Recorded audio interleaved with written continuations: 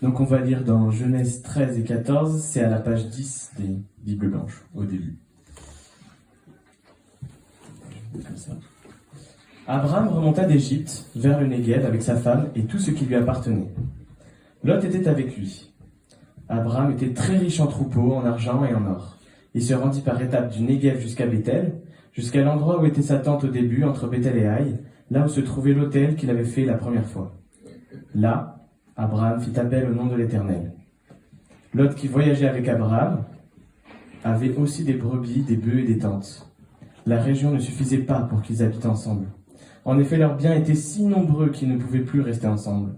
Il y eut une dispute entre les bergers des troupeaux d'Abraham et les bergers des troupeaux de Lot. Les Cananéens et les Phéréziens habitaient alors dans le pays.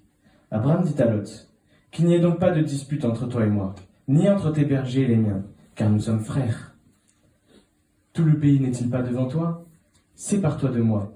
Si tu vas à gauche, j'irai à droite, et si tu vas à droite, j'irai à gauche. » Lot leva les yeux et vit que toute la plaine du Jourdain était entièrement arrosée. Avant que l'Éternel n'ait détruit Sodome et Gomorrhe, c'était jusqu'à Tsoar comme un jardin de l'Éternel, comme l'Égypte. Lot choisit pour lui toute la plaine du Jourdain et se mit en route vers l'est. C'est ainsi qu'ils se séparèrent l'un de l'autre. Abraham s'installa dans le pays de Canaan, tandis que Lot s'installait dans les villes de la plaine et dressait ses tentes jusqu'à Sodome. Les habitants de Sodome étaient mauvais et péchaient beaucoup contre l'Éternel. L'Éternel dit à Abraham, après que Lot se fut séparé de lui, « Lève les yeux et, de l'endroit où tu es, regarde vers le nord et le sud, vers l'est et l'ouest. En effet, tout le pays que tu vois, je te le donnerai à toi, ainsi qu'à ta descendance pour toujours. Je rendrai ta descendance pareille à la poussière de la terre, de sorte que si quelqu'un peut compter la poussière de la terre, ta descendance aussi sera comptée. Lève-toi et parcours le pays dans sa longueur et dans sa largeur, car je te le donnerai. » Abraham déplaça ses tentes et vint habiter parmi les chênes de Mamré, qui sont près d'Hébron. Là, il construisit un autel en l'honneur de l'Éternel. Durant leur règne, Amraphel, roi de Shinéar, Arjok, roi d'Élassar, Kedorlaomer, roi d'Élam, et Tidéal, roi de Gojim, firent la guerre à Béra, roi de Sodome, à Birsha, roi de Gomorre, à Shinéab, roi d'Adma, à Shemerber, roi de Tseboïm, et au roi de Béla, c'est-à-dire Tsoar. Ces derniers s'étaient tous rassemblés dans la vallée de Siddim, c'est-à-dire la mer morte. Pendant 12 ans, ils avaient été soumis à Kedorlaomer, mais la 13e année, ils s'étaient révoltés. Cependant, la 14e année, Kedorlaomer et les rois qui étaient alliés se mirent en marche et bâtirent les Réphaïm à Ashtéroth-Karnaïm, les Ouzim à Ham, les Émim à Shavé-Kirjataïm, et les Oréens dans leur région montagneuse de Séhir, jusqu'aux chênes de Paran qui se trouvent près du désert. Puis ils repartirent, vinrent à En-Mishpat, c'est-à-dire Kadès, et bâtirent les Amalécites sur tout leur territoire, ainsi que les Amoréens installés à Hatsatson-Tamar. Alors les rois de Sodome, de Gomorre, d'Adma, de Tseboïm et de Béla, c'est-à-dire Tsoar, s'avancèrent. Ils se rangèrent en ordre de bataille contre ceux de la vallée de Siddim, contre Kedorlaomer, roi d'Élam, Tidéal, roi de Gojim, Amraphel, roi de Shinéar, et Arjok, roi d'Élazar. Ils étaient 4 rois contre 5. La vallée de Siddim était couverte de puits de bitume. Le roi de Sodome et celui de Gomorre prirent la fuite et y tombèrent. Le reste s'enfuit vers la montagne. Les vainqueurs s'emparèrent de toutes les richesses de Sodome et de Gomorre et de toutes leurs provisions, puis ils s'en allèrent. Ils s'emparèrent aussi avec ses biens de Lot, le fils du frère d'Abraham, avant de s'en aller. C'est qu'il habitait à Sodome. Un rescapé vint l'annoncer à Abraham, l'Hébreu. Celui-ci habitait parmi les chênes de Mamré l'Amoréen, un frère d'Escol et d'Aner. En effet, ils avaient fait alliance avec lui. Dès qu'Abraham apprit que son neveu avait été fait prisonnier, il arma 318 de ses plus braves serviteurs, nés chez lui, et il poursuivit les rois jusqu'à Dan. Il divisa sa troupe pour les attaquer de nuit avec ses serviteurs. Il les battit et les poursuivit jusqu'à Shoba, qui est au nord de Damas. Il ramena toutes les richesses, et il ramena même son neveu Lot, avec ses biens, ainsi que les femmes et le peuple. Lorsqu'Abraham revint de sa victoire sur Kedorlaomer et sur les rois qui étaient ses alliés, le roi de Sodome sortit à sa rencontre dans la vallée de Chavé, c'est-à-dire la vallée du roi. Melchizedek, roi de Salem, fit apporter du pain et du vin. Il était prêtre du Dieu Très-Haut. Il bénit Abraham en disant « Qu'Abraham soit béni par le Dieu Très-Haut, le Maître du ciel et de la terre. Béni soit le Dieu Très-Haut, qui a livré tes ennemis entre tes mains. » Abraham lui donna la dîme de tout. Le roi de Sodome dit à Abraham, « Donne-moi les personnes et prends pour toi les richesses. » Abraham répondit au roi de Sodome, « Je le jure, la main levée vers l'Éternel, le Dieu Très-Haut, le Maître du ciel et de la terre, je ne prendrai rien de tout ce qui t'appartient, pas même un fil ni un cordon de sandales, afin que tu ne puisses pas dire, c'est moi qui ai enrichi Abraham. Il n'y aura rien pour moi, sauf ce qu'ont mangé les jeunes gens et la part des hommes qui m'ont accompagné. Aner, Escol et Mamré. Eux, ils prendront leur part. » J'aimerais vous demander, je ne sais pas si vous avez déjà réfléchi à ça ou si vous avez une idée claire de cela. Si vous êtes chrétien ce matin, est-ce que vous vous êtes demandé c'est quoi votre rôle maintenant en tant que chrétien dans ce monde? Et puis si vous êtes venu avec un ami, une personne qui est chrétienne et que vous n'êtes pas vous-même, est-ce que vous êtes posé la question, qu'est-ce que cette relation va vous apporter?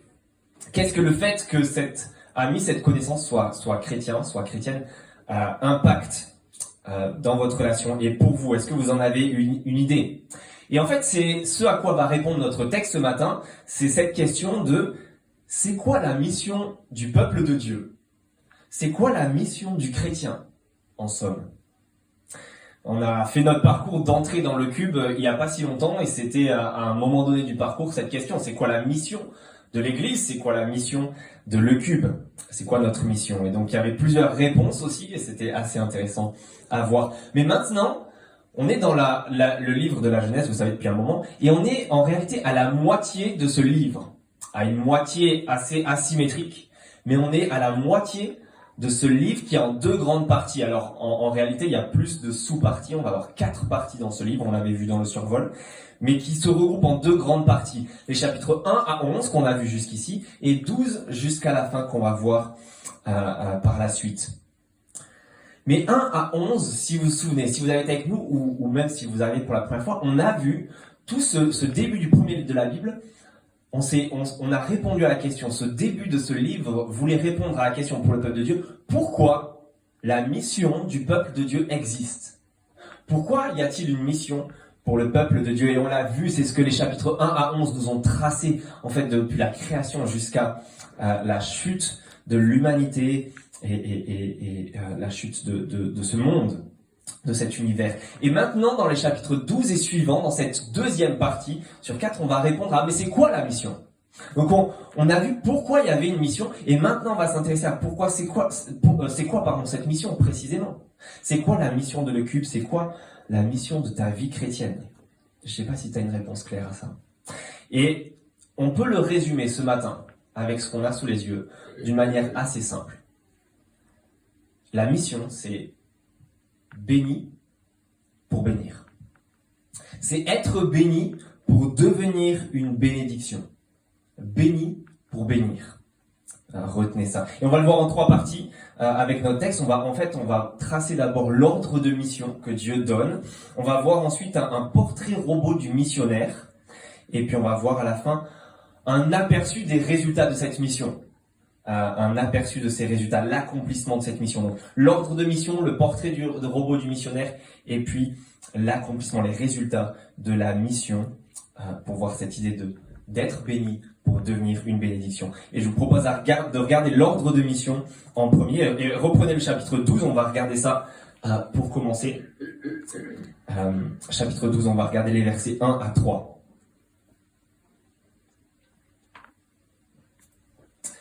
Et je ne sais pas si vous connaissez, je pensais que c'était un livre avant, mais apparemment non. Est-ce que vous connaissez le film?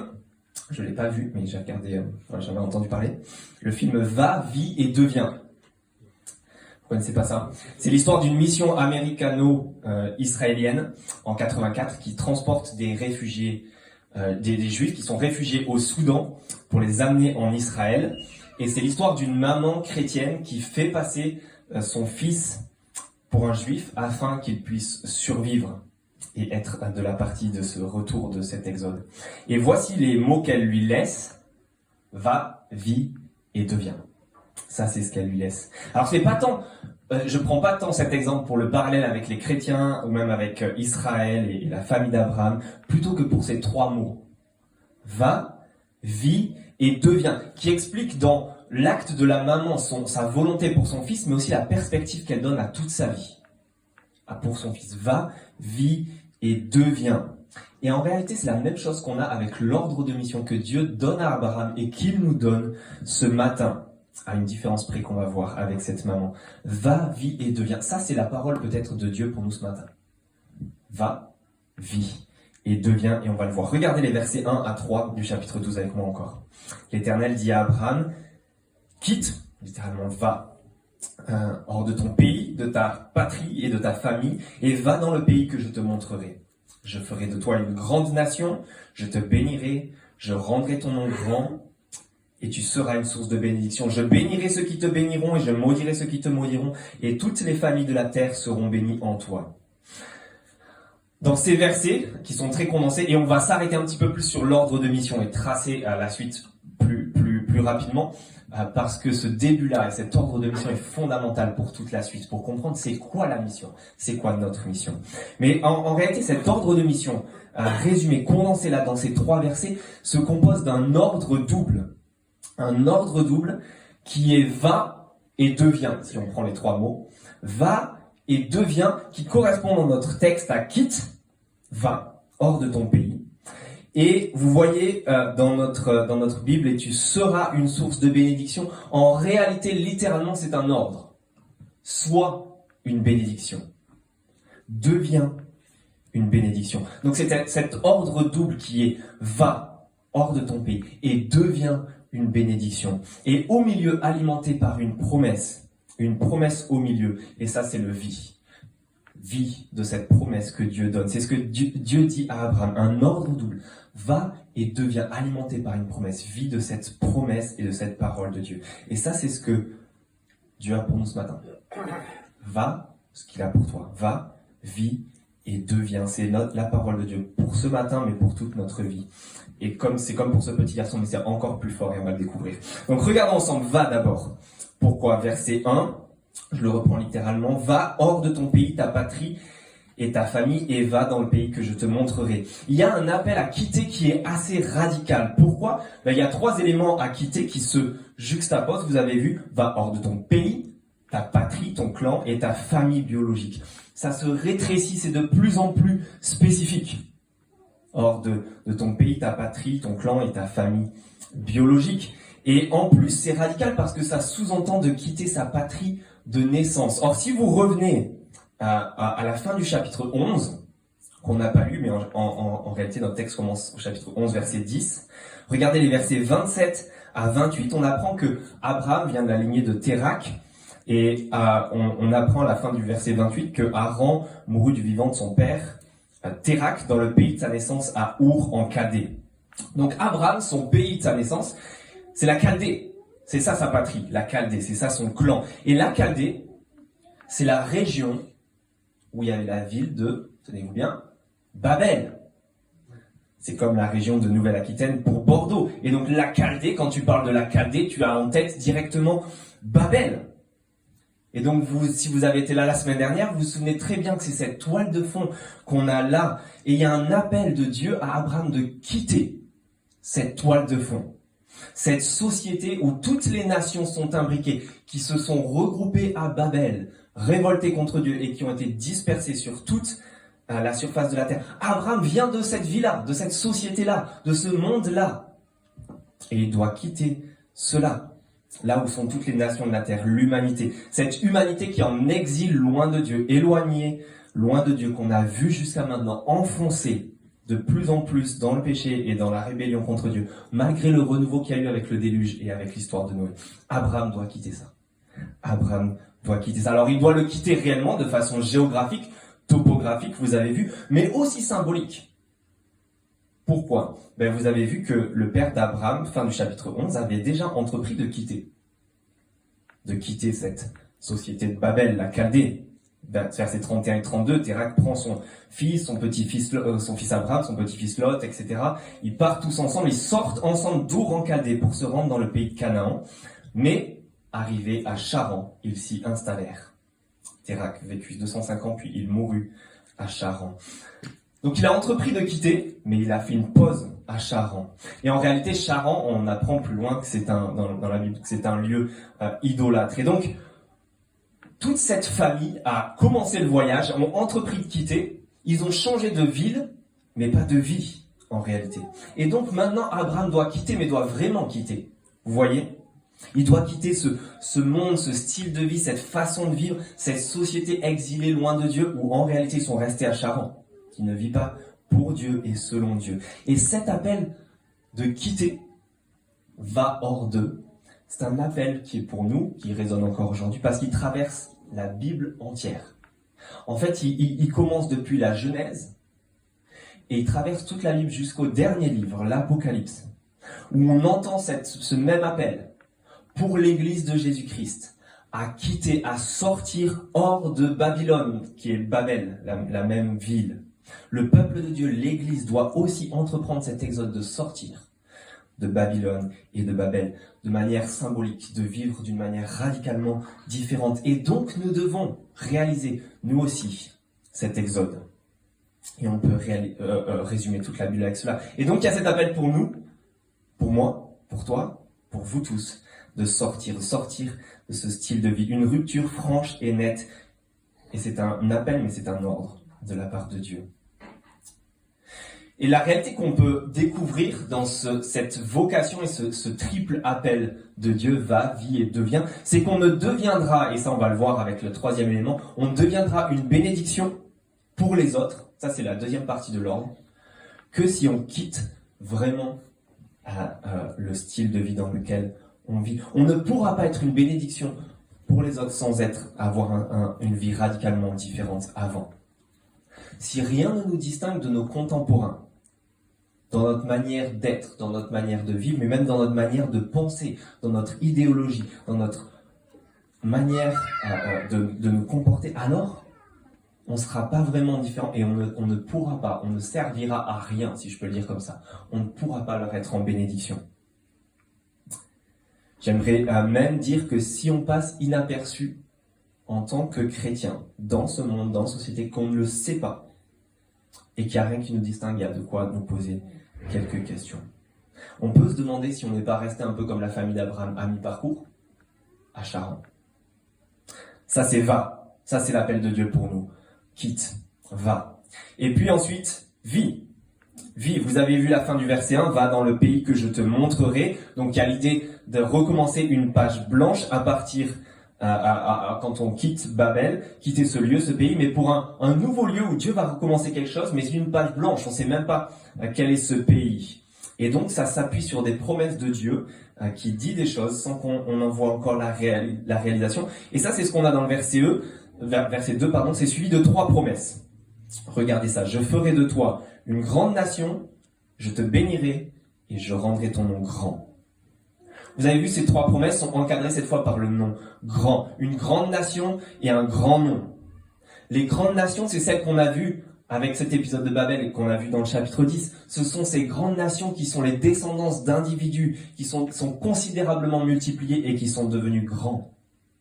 Des grandes nations. Et pourtant, la femme d'Abraham est stérile. Chapitre 11, verset 30, on l'apprend. Elle n'avait pas d'enfant. Si Sarah est stérile, comment Abraham va pouvoir devenir une grande nation? Comment est-ce qu'il va pouvoir devenir comme les autres qui se sont multipliés et sont devenus une grande nation? D'où le fait d'ailleurs qu'il dépendait de la famille de son père. L'a quitté est complètement fou. Il dépend de la famille de son père pour ses ressources, il n'a pas l'argent, subvenir aux besoins de sa famille. Vous vous rendez compte? Encore moins pour devenir puissant et entrevoir un bel avenir. Et pourtant, il ne reçoit pas seulement la promesse d'être une grande nation, mais aussi d'avoir un grand nom, une grande réputation. Et ça, c'est encore ce que les nations recherchaient à Babel. Chapitre 11, verset 4, ils dirent « Allons et faisons-nous un nom en faisant cette tour qui touche le ciel. » Autrement dit, ce que toute l'humanité et toutes les nations recherchent par leurs moyens, leur force, leur ingéniosité, Dieu est en train de le donner gratuitement à Abraham. Et il y a une dynamique qui est totalement différente entre l'humanité représentée à Babel et Abraham. Les nations recherchent quelque chose par leurs propres moyens, mais sans Dieu. Et Dieu le donne gratuitement pour ceux, par une simple promesse, pour ceux qui le suivent. Pourquoi ? Parce que vous avez vu au milieu de ces deux promesses qui encadrent, il y a la troisième, au milieu, je te bénirai. Je te bénirai. Et ça change tout, absolument tout. C'est la promesse de l'accomplissement de quelque chose qui semble impossible. Parole de Dieu.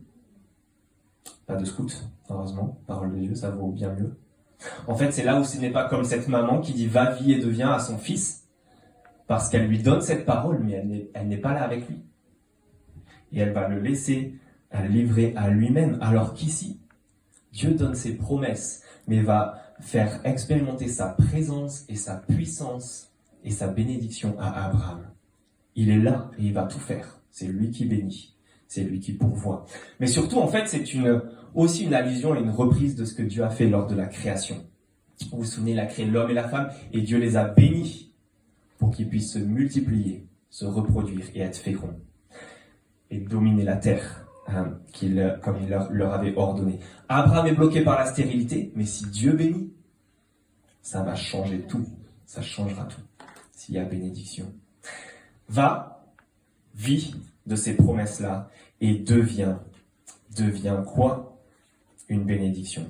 Le deuxième partie de l'ordre, après, va hors d'eux, quitte, devient maintenant une bénédiction. Regardez les versets 2 et 3, la fin du verset 2 et les versets 3. Soit, littéralement, devient une source de bénédiction. Je bénirai ceux qui te béniront, je maudirai ceux qui te maudiront, et toutes les familles de la terre seront bénies en toi. Devient une bénédiction. Pourquoi ? Mais parce qu'il n'est pas béni, cet Abraham, juste pour être égoïste. C'est pas du favoritisme. C'est pas une bénédiction complètement arbitraire de la part de Dieu. C'est en fait justement la reprise de ce mandat et cette bénédiction qui était pour toute l'humanité. Genèse 1. Qui maintenant se reproduit, mais en passant par une famille bien précise.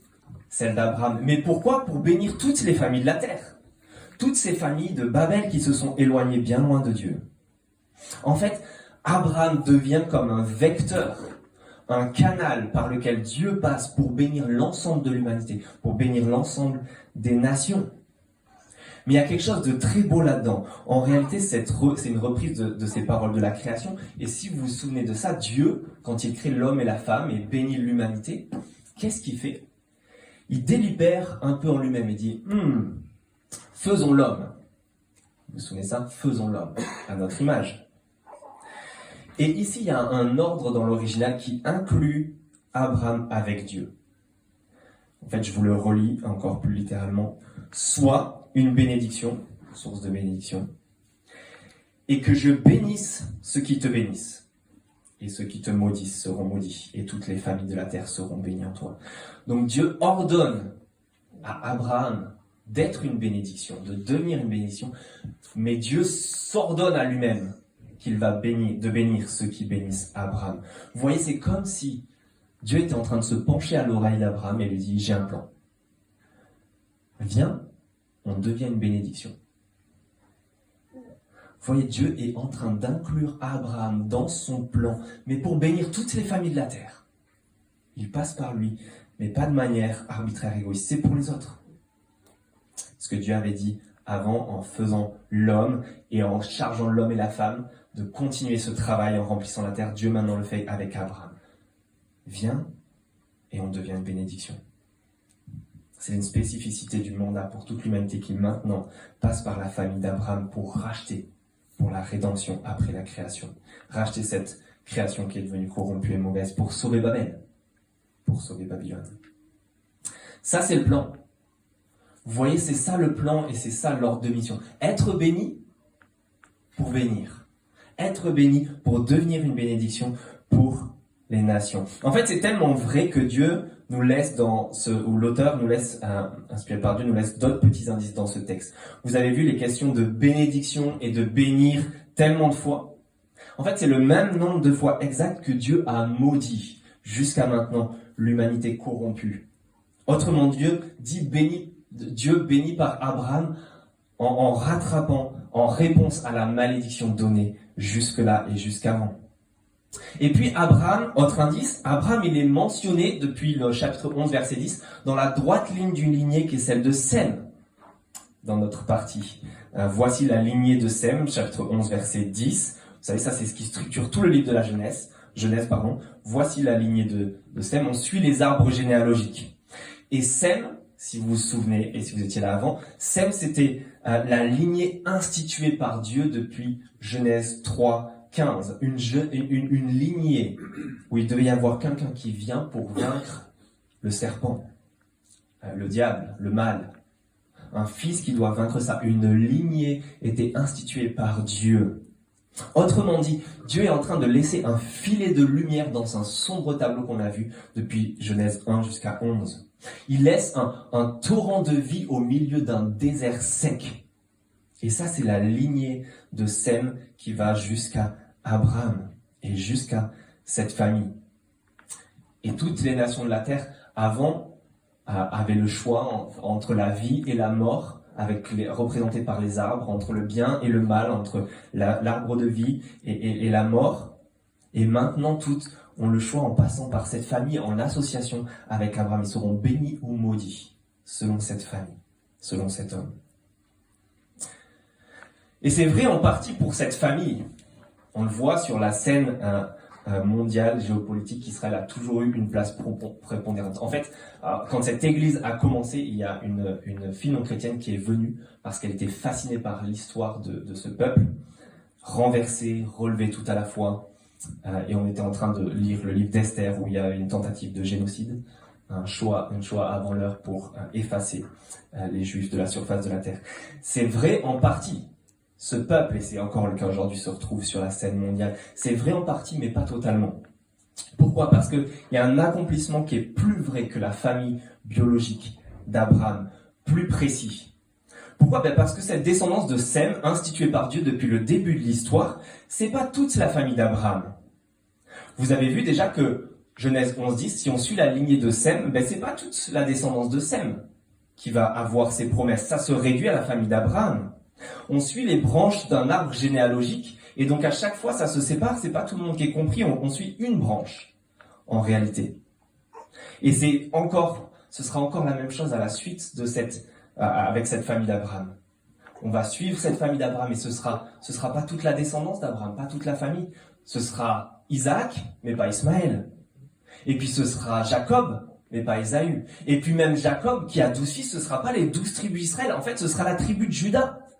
Ce sera par la tribu de Juda que viendra la bénédiction. Et même dans la tribu de Juda, en fait, il faudra être du clan de David, de la famille de David. Et même là, on attend ce Messie promis de cette famille spécifique de David. Et même ces rois censés être les Messies promis échouent lamentablement.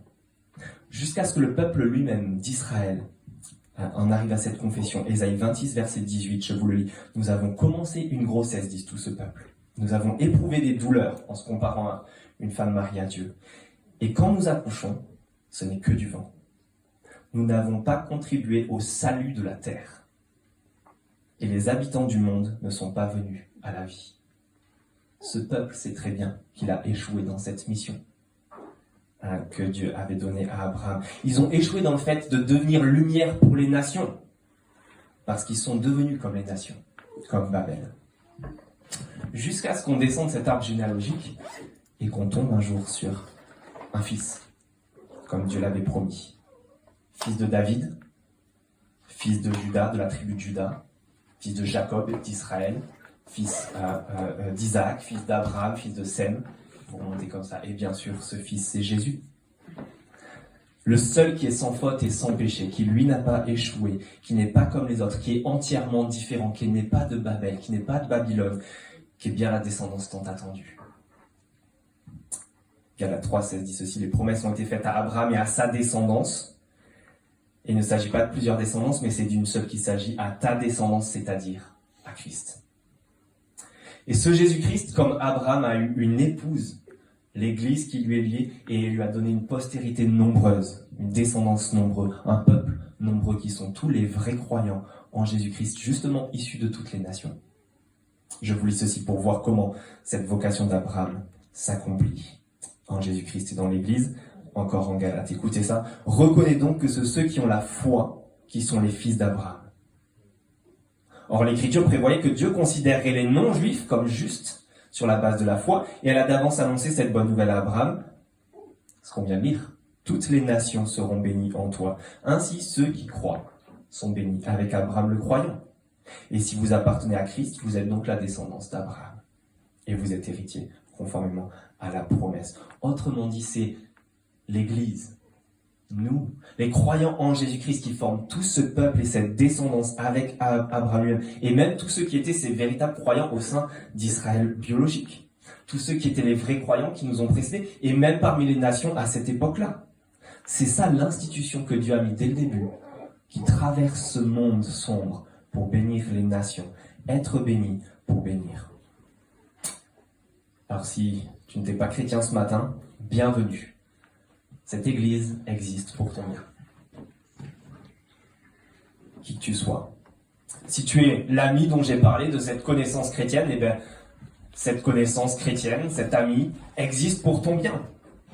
Pour ta bénédiction, pour que tu sois béni à ton tour. Que tu connaisses ce Jésus-Christ qui peut te bénir, c'est-à-dire te sauver. Et maintenant, Église de l'Eucup, j'aimerais juste dire, en finissant sur cet ordre de mission, on ne devient pas sans quitter avant. Ça, on l'a déjà dit. Va, vis et deviens. N'oublions pas ces 3 étapes. On ne devient pas une bénédiction sans quitter d'abord. Ça n'a pas de sens si on n'a rien de différent de ce qui nous entoure. Mais quitter, devenir chrétien, quitter ce style de vie et suivre Jésus-Christ, quitter tout ça, vivre de ses promesses, sans devenir une bénédiction, n'a pas de sens non plus. C'est égoïste. Dieu ne nous a pas choisis et n'a pas formé l'Église pour qu'on reste replié sur soi, pour qu'on ne devienne pas une bénédiction, pour qu'on ne soit pas tourné vers les autres, pour qu'on ne soit pas tourné vers les bordelais, les habitants de cette ville, vers tes voisins, vers tes collègues, vers ceux qui t'entourent, tes amis ou d'autres. C'est-à-dire que si, par exemple, on se satisfaisait, si on se satisfaisait de remplir ce lieu et on s'arrête là, ça n'aurait pas de sens. Si on l'a déjà fait, en groupe de semaines, on est déjà devenu 2 groupes. Mais si on n'avait pas envie de devenir 2 groupes parce qu'on était très bien un seul groupe et qu'on est très bien entre nous et qu'en fait être une église de 30 personnes, ça nous suffit et on ne veut pas plus, ça n'a pas de sens. Si on ne devient pas une bénédiction pour d'autres, si on n'est pas là pour que d'autres connaissent et découvrent cette bonne nouvelle en Jésus-Christ. Si on n'a pas des personnes de notre entourage qui sont interpellées, intéressées, qui se posent des questions sur le fait qu'on soit chrétien, si on n'a pas plus de gens qui viennent à nos apéricubes, passer une bonne soirée et découvrir les chrétiens et se dire « En fait, je ne me suis jamais trop posé la question », on aura échoué. Il y a un appel à devenir une bénédiction. Et c'est pour ça, et c'est là où on s'encourage à prendre ceux qui nous entourent, ceux qu'on aime, nos amis qui ne connaissent pas encore cette bonne nouvelle, et juste à prier pour eux. Parce qu'on est censé devenir une bénédiction. Va, vis et deviens. Va hors de ce monde, vis selon les promesses de Dieu et deviens une bénédiction pour les autres. Allons, vivons et devenons. On en vient maintenant au portrait robot du missionnaire. On regarde ça et on va regarder ça beaucoup plus rapidement. Le portrait robot de ce missionnaire maintenant qui nous est présenté, cet Abraham, c'est un portrait très contrasté. Parce que, on commence avec quoi? Abraham, il a quoi jusqu'à maintenant? Des promesses. Il a une parole et c'est tout. En fait, il n'a même pas de contrat écrit.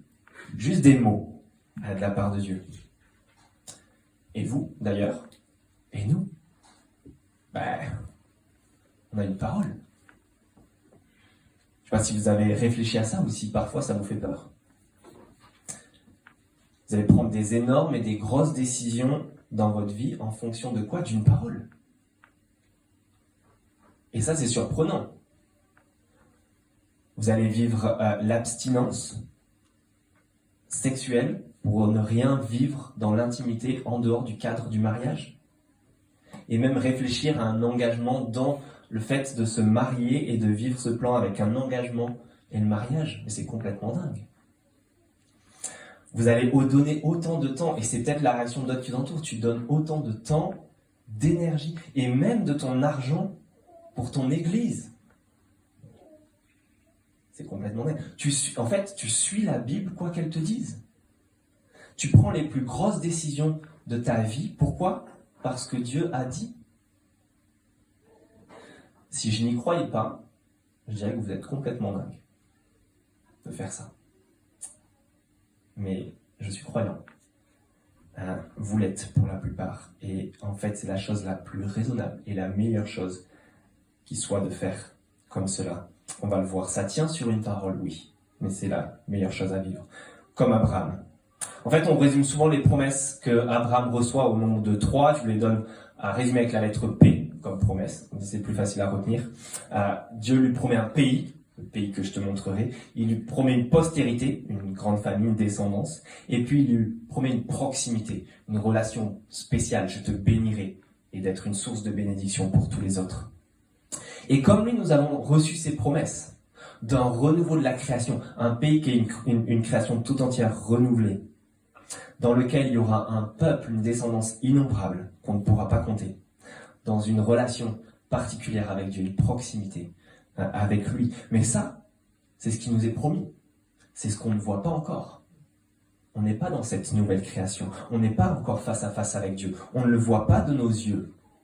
On le vit simplement sur une parole, sur une promesse. Et en fait, comme Abraham, on a une parole et même parfois on a des contrastes, c'est-à-dire que même les circonstances s'opposent à ce que Dieu a dit. On va voir ces 3 choses et vous allez voir qu'il y a toujours des choses qui sont contre. Regardez le pays d'abord. Va dans le pays que je te montrerai. Verset 1. Attends, tu rigoles, Seigneur ? On joue à deviner ce à quoi je pense, c'est ça ? Je dois deviner le pays que tu vas montrer. En fait, Dieu sait tout. Pourquoi tu ne me dis pas ? Tu me demandes de tout quitter ? Pourquoi tu ne me dis pas ? À l'avance, avant que je quitte tout, histoire que j'étudie la question quand même. Vous voyez le doute ? Des personnes ont connu ça dans cette église, notamment ceux qui sont venus pour démarrer cette église, ceux qui ne savent pas ça fait 1 an qu'on existe, des personnes ont quitté leur job, leur maison, vous en êtes peut-être, ont vendu leur appart sans savoir de quoi trouver, ont quitté leur église, ont rejoint cette église sans savoir si elle allait vraiment en avoir une, parce qu'il y avait encore moins de monde que ça au début, je vous l'assure. Et puis il y a des habitants, chapitre 12, verset 6. Abraham traverse le pays, jusqu'à l'endroit appelé Sichem, jusqu'au chêne de Morée. Les Cananéens occupaient alors le pays. Seigneur, on a un petit problème. C'est occupé. Est-ce que tu n'avais pas pris ça en compte ? Donc concrètement, ça voulait dire déjà qu'Abraham, pour vivre là, il devait être locataire, il devait payer les habitants du pays pour pouvoir installer ses tentes, etc. Il n'était pas propriétaire. Comme nous ici, on loue un bâtiment et on dépend des autres et on peut avoir quelque chose et changer de lieu et pour le jour des baptêmes, on doit aller à un autre lieu, etc. Bref, c'est pas pratique. Déjà. Mais surtout, les habitants sont déjà là. Comment Dieu va lui donner ce pays ?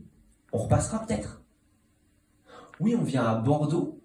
Peut-être que vous venez d'ailleurs, vous n'êtes même pas de cette culture-là. Seigneur, mais oui, mais il y a déjà des Bordelais. Des habitants là, il y a des gens qui sont nés ici. Et ils ont déjà toute une vie, une culture, leurs croyances, leur idéologie, leur politique, leurs idées, et c'est pas prêt de bouger. Connaître Christ, s'intéresser à la Bible, croire en Christ, mes amis, mes collègues, c'est déjà pris. En fait, toutes leurs idées sont déjà forgées. C'est occupé. Peut-être, Seigneur, le plan, c'est de s'attaquer à autre chose, peut-être les bébés qui n'ont pas d'idées préconçues, peut-être, etc. Mais tous ces gens-là, là, c'est déjà occupé. Et pourtant, c'est quoi la réponse de cet Abraham ? Est-ce que c'est ça ? Vous avez vu ? Non, une réponse pleine de foi. Verset 4. Abraham partit conformément à la promesse de l'Éternel, à la parole de l'Éternel. Il ne se pose pas de questions. Il y va, Dieu lui montrera, il a confiance. Et regardez même les versets 6 à 9. Abraham traverse le pays, il fait par étapes, et là, il dresse des autels. En fait, c'est symbolique ce qu'est en train de faire Abraham. Dans le pays, il est en train de prendre possession du pays par la foi. Il le sanctifie pour Dieu en quelque sorte et le proclame avec des autels. Il fait les mêmes étapes qui auront lieu lors de la conquête avec Josué de ce même pays. C'est les mêmes étapes. Sauf qu'ici, il ne s'installe pas, il ne fait rien de mauvais, il n'y a pas de squat, il n'est pas en train de chasser les habitants du pays, il ne s'en empare pas par la force, rien de tout cela. Il construit pas une ville, il construit juste un autel, une pierre. Il pose un acte symbolique qui deviendra réalité plus tard. Il pose une première pierre symboliquement parce qu'il croit ce que Dieu a dit. Avoir ces chaises vides et croire que Dieu va les remplir avec des personnes qui ne connaissaient rien de la foi chrétienne est un acte de foi. Et même, je vais vous dire, il y a un acte de foi à se dire que ça ne va pas s'arrêter là et qu'il va falloir même réfléchir plus loin et plus tard. Croire que dans tes amis et tes connaissances et pour qui tu te dis je vais prier régulièrement pour qu'ils connaissent cette bonne nouvelle parce que c'est pour leur bien et je veux devenir une bénédiction pour eux. Croire que dans ces personnes, il y en a qui vont réellement se poser des questions et s'intéresser à ce Jésus et pour le plus grand bonheur de leur vie, c'est un acte de foi. Et ça te poussera à agir en conséquence, à poser des actes symboliques comme Abraham, à prier, à les aimer, à être intentionnel envers eux, un acte et une réponse de foi. Un autre problème pour le pays qui se pose est la famine. Verset 10, vous avez vu, il y a une famine et Abraham descend en Égypte pour y séjourner parce que la famine pesait lourdement sur le pays. Et là, on en vient au problème lié à la deuxième promesse qui est la postérité. C'est quoi les obstacles, circonstances impossibles? On a vu, Sarai était stérile, chapitre 11, elle n'avait pas d'enfant.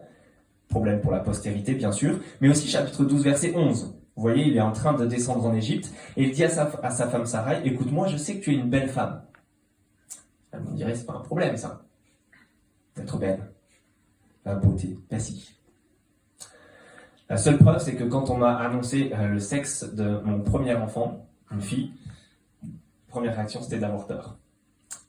Pour elle. Bon, j'avoue que c'était aussi et surtout parce que j'ai de suite pensé à l'adolescence et je me suis dit comment ça marche une fille. Voilà, ça c'était mon stress. Mais quand même, c'est une notoriété publique. Tu t'inquiètes plus.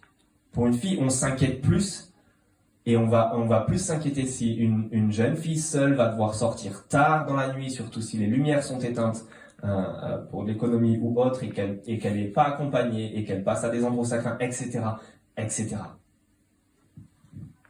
En fait, la beauté n'est pas un problème en soi, c'est même une très bonne chose en soi. C'est une bonne chose créée par Dieu, c'est une des belles choses quand Dieu a tout créé de bien. Mais ça provoque des problèmes, c'est risqué dans ce monde déchu. En fait, c'était à l'origine, si vous vous souvenez, de la déchéance de la lignée humaine, quand les fils de Dieu virent que les filles des hommes étaient belles et qu'ils les prennent pour femmes, pour coucher avec. Bref, c'est bien, mais c'est risqué. Et c'est le constat qu'il va y avoir. Bien sûr, tout le monde va voir la beauté de Sarai et vont la prendre pour le pharaon. Et donc, là, tu as des circonstances qui viennent aussi face aux promesses. Et donc, toi, quand tu t'engages par la foi à suivre Dieu, ça peut aller, mais quand ça engage d'autres, quand tu engages ta famille ou des proches, et que tu te dis, là, ça peut les amener à souffrir, est-ce qu'on s'est préparé à ça ? Moi, il y a eu toute une période où je me suis préparé à pouvoir souffrir et à être prêt à ça. Mais si c'était quelqu'un de ma famille, de mes proches, je vous avoue que c'est une autre paire de manches. Et je ne sais pas comment je réagirais. Je ne sais pas si vous avez vu le film Silence aussi, qui parle de missionnaires jésuites au Japon au XVIIe siècle. Et ce qui fait renier le héros de l'histoire, le missionnaire à la fin du film, c'est l'accumulation de la vue, de la torture d'autres chrétiens persécutés. C'est pas sa propre souffrance, c'est à force de voir des chrétiens torturés, des chrétiennes torturées, qui le poussent à renier à la fin. Comment est-ce qu'on réagit quand c'est des proches et des autres qui sont touchés ? Avoir une foi solide et agir par la foi, là, c'est beaucoup plus difficile. Mais il faut avouer que même en ayant dit ça, en fait, c'est Sarai qui risque gros de se faire prendre en esclave sexuel, mais lui, ce qu'il a peur, Abraham, c'est plutôt pour son propre sort. Vous avez vu versets 12 à 13, c'est plutôt sa pomme pour laquelle il s'inquiète. Quand les Égyptiens te verront, ils me tueront, tandis que toi, ils te laisseront en vie. Présente-toi donc comme ma sœur, afin que je sois bien traité à cause de toi et que je reste en vie grâce à toi. En fait, tout ce que fait Abraham là, c'est qu'il trouve une petite magouille. C'est absolument vrai qu'elle est sa sœur, légalement, parce qu'elle a été adoptée par son père. Donc elle n'est pas sa sœur biologique, mais elle est sa sœur légale. En fait, c'est sa belle-sœur, sa demi-sœur, ou pas demi-sœur, belle-sœur. Et d'où le fait qu'il risque d'être bien traité aussi, parce que à cette époque, quand tu voulais marier ou prendre quelqu'un pour épouse, tu devais négocier avec son frère. Et donc Abraham devient le frère, et il va même s'en tirer gagnant, et c'est ce qui se passe dans la suite dans la suite du récit, vous avez vu, il propose des bœufs, des ânes, des serviteurs, des servantes, etc. Abraham gagne gros sur l'affaire. Donc c'est malin, c'est créatif, c'est ingénieux. Il ne ment pas vraiment, il y gagne, il reste en vie. Parce que sinon, en plus, t'imagines la promesse de Dieu, s'il meurt, comment ça se réalise? Bref, c'est malin. Mais non, en réalité, pas du tout. C'est juste un manque de foi à ce moment-là d'Abraham par une trop grosse dose de crainte. Et il ne faut pas dire que ce n'est pas du tout justifié qu'Abraham se fait des fausses idées. Il a de bonnes raisons de penser ce qu'il pense et tout cela, mais c'est juste qu'il ne croit pas Dieu sur parole à ce moment-là. Il ne lui fait pas assez confiance, il devient juste rationnel. Il regarde les éléments et il agit par la peur. Et qui paie les pots cassés d'ailleurs? C'est Sarai. Parce qu'elle est amenée chez Pharaon. Et donc elle paie le prix fort. Mais on est tellement pareil parfois. Même quand tu es chrétien, même quand tu suis Jésus-Christ. Parfois pour bien s'en sortir quand on est dans une mauvaise situation. Soit dans ta vie personnelle, soit même en tant qu'église. Combien de fois on cherche des petites magouilles? On s'arrange. On devient ingénieux pour s'en sortir financièrement, familialement. Et c'est pas tout à fait nickel, mais ça passe, non? Un peu borderline. Que ce soit les plans, les projets personnels ou les plans et les projets d'église. Et quand on fait ça, c'est que les problèmes surgissent après. Et ce sera le cas pour Abraham et son argent mal acquis qui va pas lui servir, mais le desservir. Et c'est Pharaon à la fin de cet épisode qui doit rappeler alors Abraham, c'est le comble. Vous voyez, il parle comme Dieu devrait le faire à Abraham. Maintenant, prends ta femme, voici maintenant ta femme, prends-la et va-t'en. Il dit en fait, agis comme un homme marié. Assume, tu es marié avec elle, assume ton statut pour de vrai. Mais si la foi est défaillante d'Abraham à ce moment-là, et c'est pour ça qu'on a ce portrait contrasté, il est à la fois plein de foi, à la fois avec une foi défaillante. Dieu reste pourtant fidèle à ses promesses. Est-ce que vous avez vu que ça ne change rien du fait que Dieu reste fidèle à ce qu'il a dit? De cet Abraham dépend la bénédiction ou la malédiction des nations. Et ici de Pharaon, chapitre 12, verset 17, l'Éternel frappe le Pharaon et sa famille de grands fléaux à cause de Sarai, la femme d'Abraham. Abraham, par son manque de foi, met en péril sa femme et toute cette nation, la famille de Pharaon et Pharaon lui-même. Mais Dieu reste fidèle à l'accomplissement de sa promesse. À ce moment-là, il reprend le contrôle. Pharaon risque d'être maudit, mais Dieu vient accomplir une délivrance et il le délivre là d'Égypte. Vous avez vu qu'on est en Égypte, on est avec Pharaon, on est avec des grands fléaux, et bien sûr, ça nous fait penser à l'avance à ce que Dieu va faire, à l'Exode. Dieu vient délivrer et combler alors que toute cette situation a été à cause d'un manque de foi et de bêtises d'Abraham. Ils se sont mis dans cette situation tout seuls. Et pourtant, Dieu vient combler ce manque de foi quand même. Pourquoi? Qu'est-ce qu'on a à retenir de tout ça? C'est que la vie de foi, marcher par la foi, croire sur les promesses de Dieu, ça s'apprend. Même le prototype, l'homme qui est le portrait robot, l'homme de foi par excellence, Abraham. On apprend de sa vie qu'elle est faite de haut et de bas dans la foi. Une vie de foi, de confiance sur les promesses de Dieu, ça s'apprend. Et Dieu est patient. Et un jour, on aura d'autres accomplissements avec une foi bien plus grande. Regardez encore maintenant la suite, chapitre 13. Et on a un autre épisode avec Lot, on va passer beaucoup plus vite là-dessus. Mais vous avez vu qu'il y a une dispute qui sévit parce que il y a justement trop de biens. Abraham a beaucoup trop de biens. Sûrement ce mal acquis en Égypte, ça lui porte préjudice maintenant. Ça lui crée des problèmes. Problème de place, on ne peut plus payer la location. Cette coloc ne va plus. Et donc il faut trouver de la place en plus. Contrairement à juste avant, cette fois-ci, Abraham change d'attitude dans cette situation. Contrairement d'ailleurs à celui qui sera son petit-fils, il ne va pas magouiller, il ne va pas essayer de tromper son neveu Lot comme Jacob trompera son frère Ésaü et beaucoup d'autres.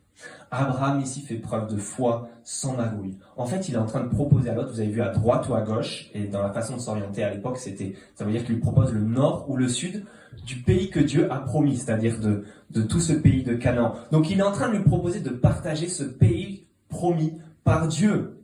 Il est en train de mettre en péril une partie de cet héritage que Dieu lui a promis pour répondre à ce problème que lui-même a causé et a créé. Et pourtant, quel choix fait Lot? On lui propose le nord ou le sud, et lui, il choisit l'est. Rien à voir. Et en fait, il fait un choix égoïste, et c'est très mauvais pour lui en réalité. Vous avez vu dans la lecture qu'il choisit ce qui tape à l'œil. Ça semble très beau, un jardin de l'Éternel, mais en fait, il ne regarde pas qu'à l'intérieur, ça sonne creux, et c'est très mauvais. Dieu nous en instruit déjà, l'auteur nous dit déjà, c'est Sodome et Gomorrhe qui vont être détruits par la suite, mais surtout qui sont avec des habitants qui commettent beaucoup de mal aux yeux de l'Éternel, chapitre 13, verset 13. Et en plus de ça, il est en train, Lot, de s'éloigner vers l'Est, qui depuis le début de la Genèse est le symbole de l'éloignement de Dieu, de l'exil loin de Dieu. Et en plus, il est en train de sortir des limites du pays promis par Dieu à Abraham. Abraham lui propose une part de ce que Dieu a promis, le met en péril. Et Lot, lui, choisit de sortir des limites offertes gratuitement par Dieu. Il s'en exclut lui-même. Quel choix! Il s'exclut lui-même des promesses de Dieu. C'est extrêmement triste quand ça arrive, et ça doit être triste pour Abraham, et quand ça arrive pour nous. Quand on voit des gens, de nos propres entourages, qui s'excluent de eux-mêmes, de ce que Dieu et de ce que Jésus pourrait leur apporter dans leur vie. Qu'est-ce que c'est triste? Ça vous est peut-être et sûrement déjà arrivé. Ça arrivera encore. On doit bien sûr toujours en être absolument affligé, mais pas en être tant surpris que ça. Mais la bonne nouvelle, c'est que Dieu n'a pas non plus dit son dernier mot. Parce que l'histoire de Lot n'est pas terminée, et on verra par la suite. Dieu va le rattraper.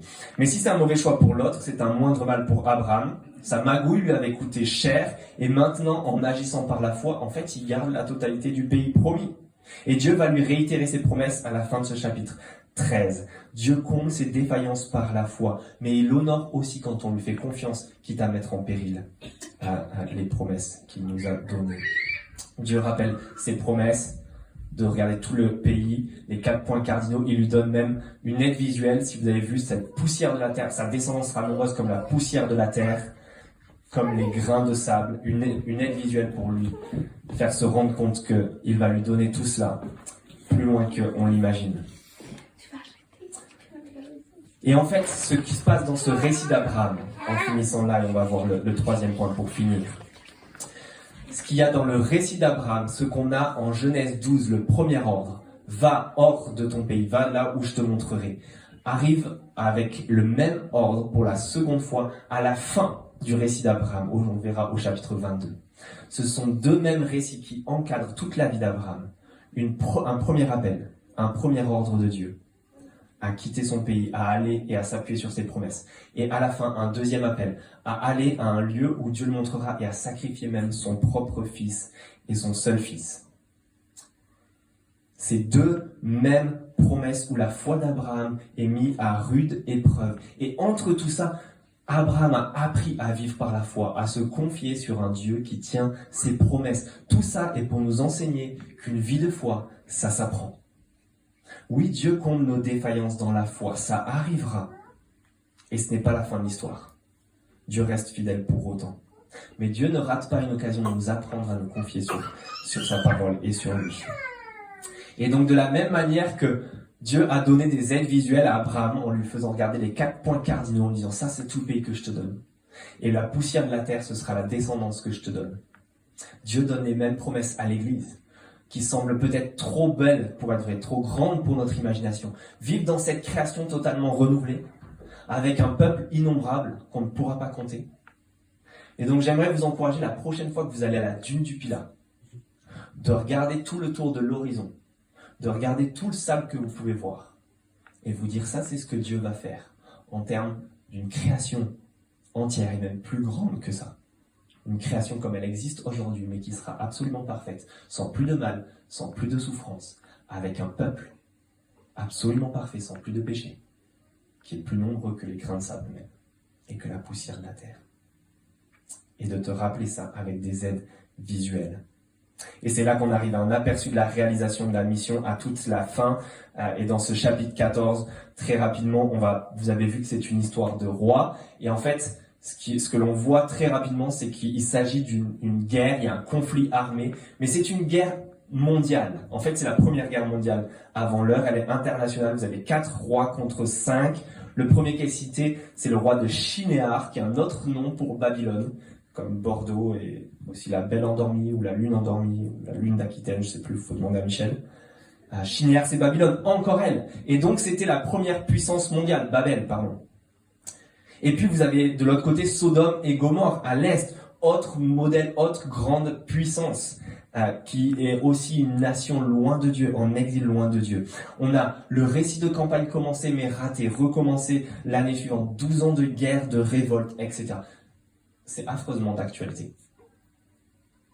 C'est des conflits internationaux qui impliquent tout le monde. Vous avez les deux grandes puissances qui sont en conflit, les autres petites puissances qui subissent et vivent tout cela aussi. Et pourtant, Dieu veut faire une bénédiction au milieu de ça. La bénédiction des nations en passant par Abraham, vous vous souvenez? Et c'est ce à quoi on assiste. En fait, on va vivre à une délivrance miraculeuse et incroyable par un simple gars, Abraham, avec 318 hommes armés. Autrement dit, parce qu'on peut compter 318, c'est pour dire qu'il n'y en a pas tant que ça. Comme si on comptait les gens de cette église, on s'arrête aux unités. On ne va pas arrondir. D'accord, 318, c'est rien par rapport à quatre grandes puissances. Et c'est ça ce qui se passe. Et en fait, on a cette délivrance avec Abraham. Les nations en bénéficient, des nations en bénéficient grâce à des alliances. Ceux qui s'associent à Abraham. En 2 versets, on voit ça. Regardez juste chapitre 14, versets 12 et 13. Ils s'emparèrent aussi avec ses biens de Lot, le fils du frère d'Abraham. Il y a une alliance de sang avec Abraham avant de s'en aller, c'est qu'il habitait à Sodome. Un rescapé vint l'annoncer à Abraham l'Hébreu. Celui-ci habitait parmi les chaînes de Mamré, l'Amoréen, un frère d'Escol et d'Aner. En effet, ils avaient fait alliance avec lui, avec Abraham. Grâce à des alliances et au fait de s'associer à Abraham, il va y avoir une délivrance miraculeuse. Et Abraham agit complètement différemment encore ici. Il n'a plus peur comme pour sa femme qui était capturée. Il n'a plus peur, il ne se dit pas non plus, c'est mon neveu qui s'est mis dans cette situation tout seul. Il a fait un choix absolument débile. Pardon pour le mot. Il se retrousse les manches, il se met en mode foi activé, il prend 318 de ses hommes et il y va. C'est-à-dire rien contre 4 royaumes. Et on arrive avec une scène qui veut tout dire à la fin, parce que Abraham juste, et on passe très vite en détail, Abraham juste renverse 4 puissances là et ses royaumes. Et on arrive à une scène finale des rois. Vous avez vu tout à la fin. Abraham revient de sa victoire. Il y a 2 rois et un gros contraste. Le roi de Sodome d'un côté, et puis il y a un roi qui arrive, qui veut dire Melchisédek, qui veut dire roi de justice. C'est le roi de Salem, roi de paix. Il est prêtre de Dieu, avec ça, il apporte du pain et de l'eau. Autrement dit, on a un roi qui représente l'humanité, Sodome, Gomorrhe, qui est un prêtre de l'homme, de l'humanité loin de Dieu, et un roi qui représente Dieu lui-même, qui récompense et qui donne tout, et qui bénit, et qui vient bénir Abraham, qui a cru qu'Abraham soit béni par le Dieu Très-Haut, le maître du ciel et de la terre. Béni soit le Dieu Très-Haut qui a livré tes ennemis entre tes mains. Abraham lui donna la dîme de tout. Abraham, et on finit là, mais Abraham est en train de se comporter d'une manière admirable. Il fait confiance à Dieu en n'acceptant plus les pots de vin, les richesses du roi de Sodome, mais en donnant la dîme de tout à son Dieu parce qu'il reconnaît qu'il est béni par Dieu lui-même et que c'est seulement Dieu qui tient ses promesses et qui lui permet d'être en bénédiction. Et il lui montre cela par un acte de foi, autrement dit la dîme, de donner une part du butin à ce roi. Les amis, on est appelés à la même chose qu'Abraham. Va, vis et deviens. C'est l'appel pour l'Église maintenant. C'est l'appel pour nous en tant que chrétiens individuels. C'est l'appel pour nous en tant que peuple. Et on a un homme qui, à partir de rien, à partir d'une poignée d'hommes, même pas 318, avec juste 12 hommes, a fait plus que n'importe qui. Est devenu le plus grand des rois de la terre, qui a le plus grand nombre de sujets maintenant à son service, de manière bénévole et aimante, où l'Église s'est répandue pendant des années et des siècles, de partout, sur toute la surface du globe, où déjà l'Église est plus grande que les grains de sable de la dune du Pilat. Un homme qui a fait preuve d'obéissance de tout et qui est même paru faible parce qu'il a terminé maudit, crucifié sur une croix. pour remporter la plus grande bataille qui soit, celle de nous bénir, nous, et tous les autres qui sont autour de nous, les nations entières. Je vous propose de prier ce Jésus-Christ.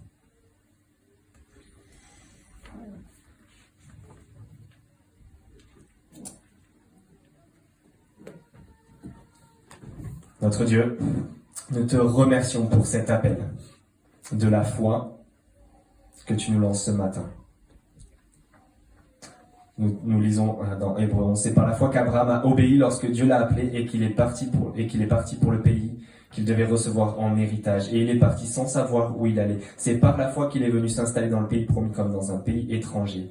Il y a habité sous des tentes ainsi qu'Isaac et Jacob, les co-héritiers de la même promesse. Ils attendaient la cité qui a de solides fondations, celle dont Dieu est l'architecte et le constructeur. Nous sommes, notre Dieu, cette descendance de la famille d'Abraham par la foi, les croyants en Jésus-Christ qui attendons aussi ce renouveau, cette création renouvelée, cette ville magnifique, ce peuple et cette humanité qui sera là, face à face avec son Dieu.